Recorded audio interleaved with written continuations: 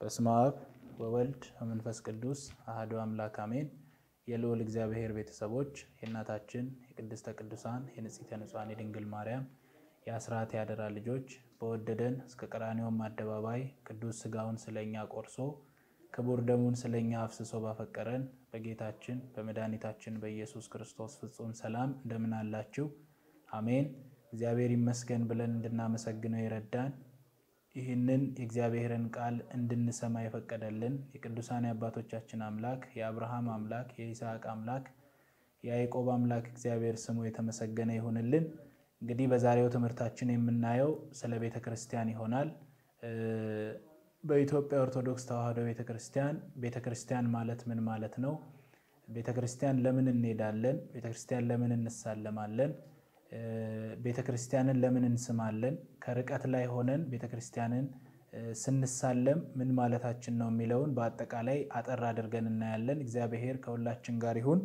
እንግዲህ በኢትዮጵያ ኦርቶዶክስ ተዋሕዶ ቤተክርስቲያን አስተምህሮ ቤተክርስቲያን ስንል ሶስት ነገሮችን እየነካን ነው ወይም ደግሞ ስለ ሶስት ነገሮች እያወራን ነው።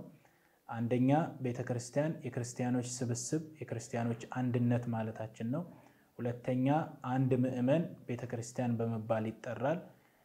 ሶስተኛ የተወሰነ ስፍራ ወይም ደግሞ ህንፃ ቤተክርስቲያን ክርስቲያኖች እግዚአብሔርን ተሰባስበው የሚያመልኩበት ስፍራ ወይም ቦታ ወይም ህንፃ ቤተክርስቲያን በመባል ይጠራል። ስለዚህ የክርስቲያኖች ስብስብ የክርስቲያኖች አንድነት ቤተክርስቲያን ይባላል ስንል በማቴዎስ ወንጌል ምዕራፍ 18 ከቁጥር 17 ላይ የሚገኘውን ቃል ስናይ አንድ ሰው ወይም ወንድምህ ቢበድልህ ሄደ አንተና እርሱ ብቻህን ሆናችሁ ውቀሰው፣ ቢሰማህ ወንድምህን ገንዘብ አደረከው፣ ባይሰማህ ግን በሁለት ወይም በሶስት ምክር አፍ ነገር ሁሉ እንዲጸና ዳግመኛ አንድ ወይም ሁለት ከአንተ ጋር ሆነ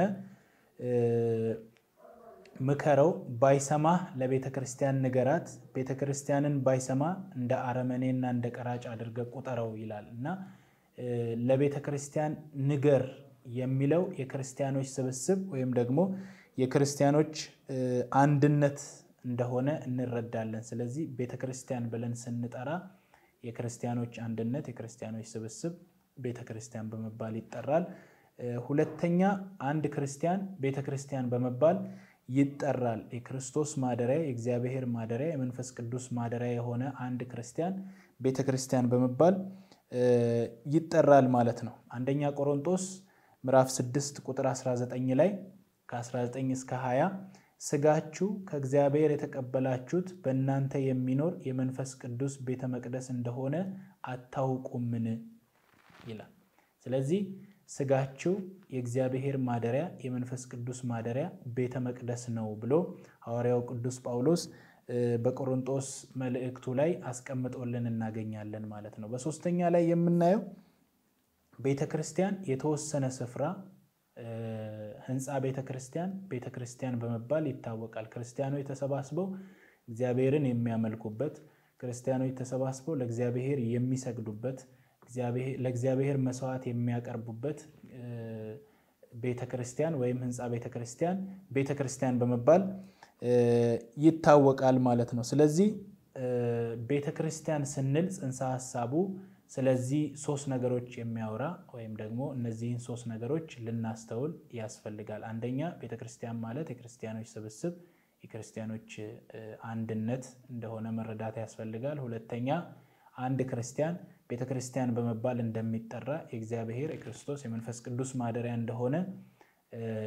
ልንረዳ ያስፈልጋል። ሶስተኛ የተወሰነ ቦታ ህንፃ ቤተክርስቲያን የተወሰነ ስፍራ ቤተክርስቲያን ብለን እንደምንጠራ ማስተዋል ያስፈልጋል ማለት ነው። ስለዚህ እግዚአብሔር በቤተክርስቲያን ውስጥ ብቻ ተወስኖ የሚኖር አምላክ አይደለም። አባታችን ሊቀ ነቢያት ዳዊት እንደሚናገረው እግዚአብሔር ሆይ አንተ በሁሉ ቦታ ምሉዕ ነህ፣ ወደ ሰማይ ብሄድ ወደ ምድር ብወርድ ከምድር በታች እንኳን ብሄድ አንተ የሌለህበት ቦታ የት አለ? አንተ በሁሉ ምሉዕ ነህ፣ ሁሉም ቦታ የምትገኝ ነህ ስለሚል እግዚአብሔር በዚህ ቦታ የተወሰነ ነው ማለታችን አይደለም። ይሄንን መረዳት አስፈላጊ ነው ማለት ነው። ኦሪት ዘጸአት ምዕራፍ 25 ቁጥር 8 ላይ በመካከላቸው አድር ዘንድ መቅደስን ይስሩልኝ ይላል እግዚአብሔር አምላካችን።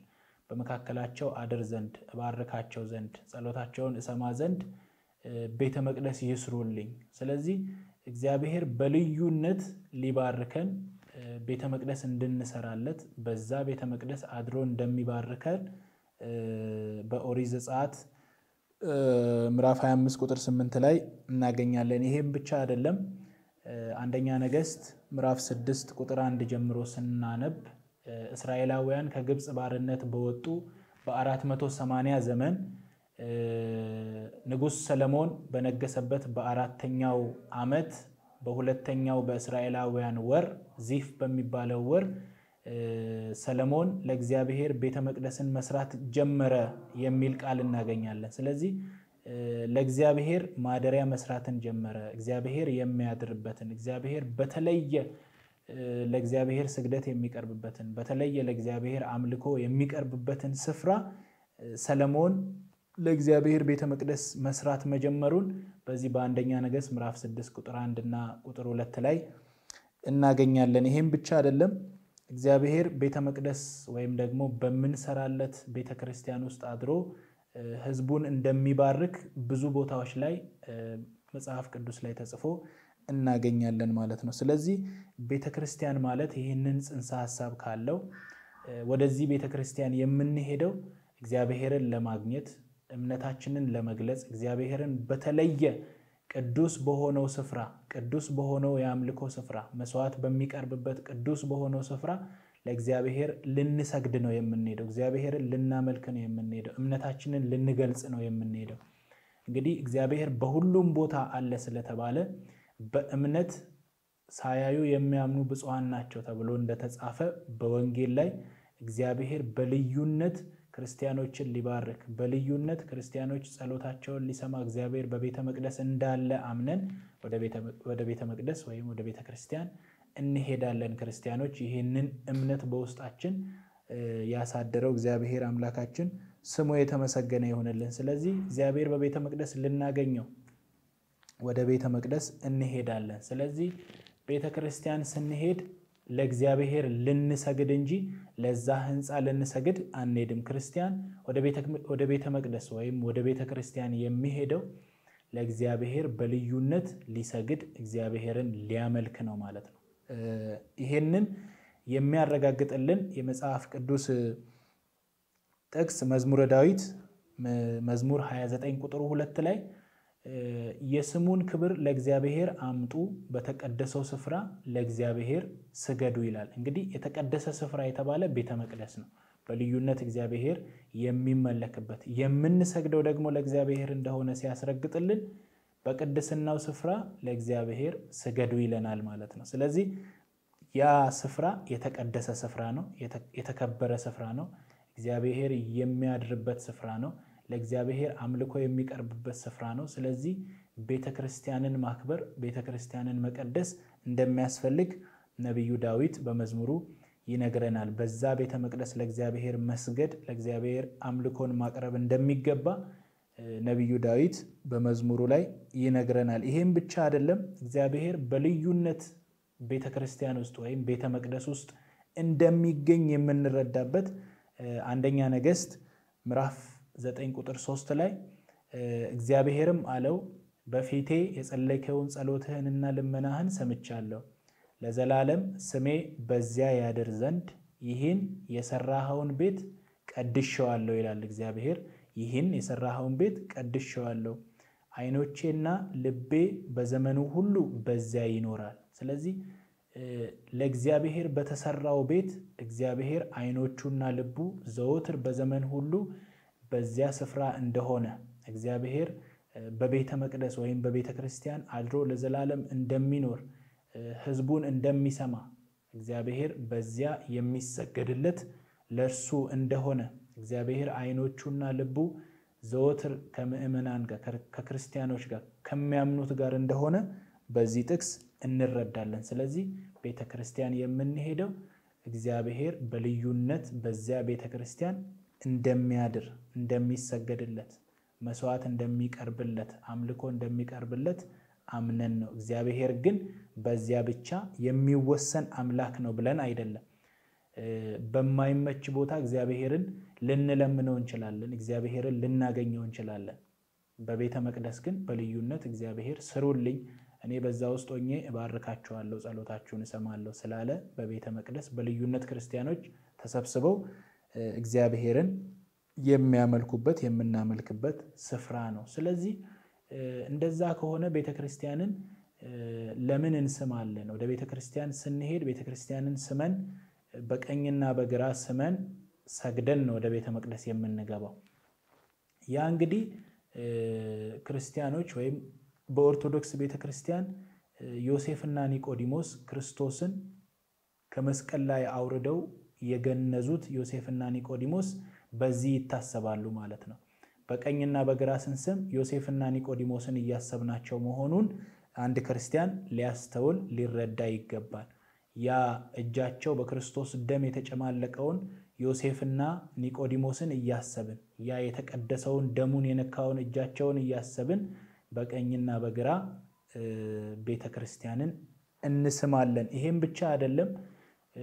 በኤፌሶን ምዕራፍ 5 ቁጥር 29 ላይ እንደምናገኘው የሐዋርያው ቅዱስ ጳውሎስ መልእክት ወደ ኤፌሶን ሰዎች ምዕራፍ 5 ቁጥር 23 ላይ ክርስቶስ ደግሞ የቤተክርስቲያን ራስ እንደሆነ እርሱም አካሉን የሚያድን እንደሆነ ባል የሚስት ራስ ነውና ይላል። እንግዲህ ቤተክርስቲያን የክርስቶስ አካል ነች። እሱ ደግሞ ክርስቶስ ደግሞ የቤተክርስቲያን ራስና አዳኝ ነው ይላል። ስለዚህ ቤተክርስቲያን የክርስቶስ አካል ስለሆነች የክርስቶስን አካል በእምነት እንሳለማለን፣ የክርስቶስን አካል በእምነት እንስማለን ማለት ነው። ስለዚህ ክርስቲያኖች ወይም በቤተክርስቲያን ምን ያክል ክርስቶስ እንደሚታሰብ ከዚህ መረዳት እንችላለን ማለት ነው።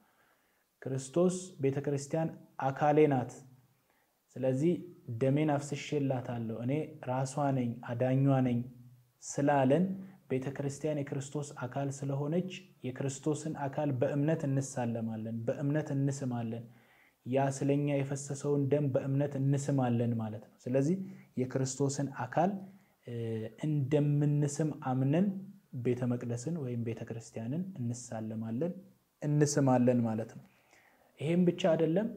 ክርስቲያኖች እኛ ከርቀትም ሆነን የተለያየ ትራንስፖርት ውስጥ ሆነን የተለያየ ራቅ ያለ ስፍራ ውስጥ ሆነን በትራንስፖርት እየተጓዝንም ቤተክርስቲያንን ስናይ እንሳለማለን፣ ቤተክርስቲያንን ስናይ ሰላም እንላታለን። ይህ እንግዲህ በይበልጥ የክርስቲያኖችን እምነት የሚያስረዳ ነው ማለት ነው።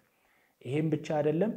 ቤተክርስቲያንን ስንሳለም እጃችንን በመስቀል ቅርጽ አድርገን ሰላም ላንቺ ይሁን ቅድስት ቤተክርስቲያን የኢየሩሳሌም ሰማያዊት ምሳሌ ብለን የሰማያዊቷን ኢየሩሳሌምን እያሰብን የምድሯን ቤተክርስቲያን እንሳለማለን።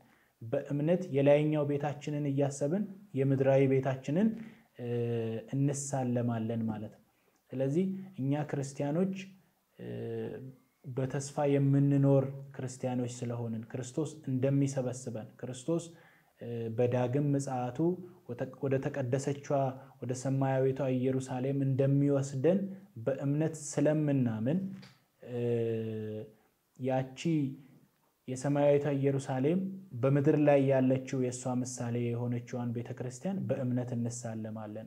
ከሩቅ የሆነችዋን በእምነት በተስፋ ከሩቅ የሆነችዋን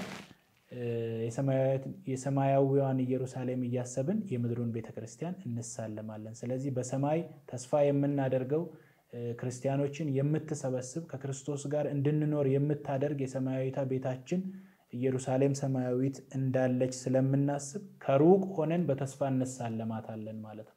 ስለዚህ ይህ ምሳሌነት በቤተክርስቲያን ክርስቲያኖች ከሩቅም ሆነው ቤተክርስቲያንን እንዲሳለሟት ሰላም እንዲሏት ለምእመናን ቤተክርስቲያን አባቶች የሚያስተምሩበት መንገድ ነው ማለት ነው። ስለዚህ ቤተክርስቲያን የምንሄደው እግዚአብሔር ማደሪያው ስለሆነች እግዚአብሔር በቤተክርስቲያን አድሮ ምእመናኑን ስለሚባርክ እኛም ደግሞ ወደ ቤተክርስቲያን እንሄዳለን። ቤተክርስቲያን ማለት የምእመናን ስብስብ እያንዳንዳችን ክርስቲያኖችና የተወሰነ ስፍራ ህንጻ ቤተክርስቲያን ይባላል። እዛ ስንሄድ ለህንጻው ሳይሆን በታቦቱ ላይ ለተጻፈው ለጌታችን ለመድኃኒታችን ለኢየሱስ ክርስቶስ ስም ጉልበት ሁሉ ይንበርከክ ስለሚል ለጌታችን ለኢየሱስ ክርስቶስ ስም እንሰግዳለን፣ እግዚአብሔርን እናመልካለን። ቤተክርስቲያንን ስንስም የክርስቶስን አካል በእምነት እየሳምን እንደሆነ አምነን እንስማለን። ከሩቅ ሆነን ቤተክርስቲያንን ስንሳለም በተስፋ የሰማያዊቷ ኢየሩሳሌምን እያየን እየናፈቅን ቤተክርስቲያንን ወይም ደግሞ ቅድስት የሆነችዋን ስፍራ እንሳለማለን ማለት ነው። ስለዚህ በአጭሩ ቤተክርስቲያን ማለት ይሄንን ይመስላል። ያስተማረን የመከረን የአባቶቻችን አምላክ እግዚአብሔር ስሙ የተመሰገነ ይሁንልን። ወስብሐት ለእግዚአብሔር።